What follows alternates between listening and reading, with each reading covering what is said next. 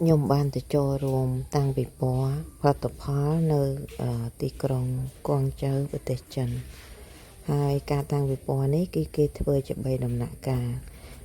លដែលមានសម្ភារៈពេទ្យនោះគឺដំណាក់កាលទី3ហើយកាលពីមុនខ្ញុំធ្លាប់ទៅចូលរួមម្ដងខ្ញុំបានមើលដំណាក់កាលទី1ទី2អញ្ចឹងលើកនេះខ្ញុំទៅមើលដំណាក់កាលទី3ខ្ញុំចាប់អារម្មណ៍តែទៅលើសម្ភារៈពេទ្យទេដោយសារខ្ញុំចង់ដឹងថាតើវាមានដាក់តាំងអីខ្លះអញ្ចឹងសម្ភារៈដែលផលិតនៅប្រទេសចិនហ្នឹងគឺមានច្រើនហើយបងប្អូនឃើញថាការនាំចូលមកលក់ខ្មែរយើងហ្នឹងគឺភាគច្រើនគឺផលិតផលចិនដោយសារហេតុផលគឺតម្លៃយើងទទួលយកបានយើងអាចប្រើប្រាស់មិនថ្លៃពេកហើយគុណភាពហ្នឹងក៏យើងគិតថាទទួលយកបានដែរផលិតផលភាគច្រើនគឺផលិតនៅចិនបងប្អូនគ្រាន់តែអ្នកខ្លះគេបង្ហាញថានៅចិនអ្នកខ្លះទៀតគេ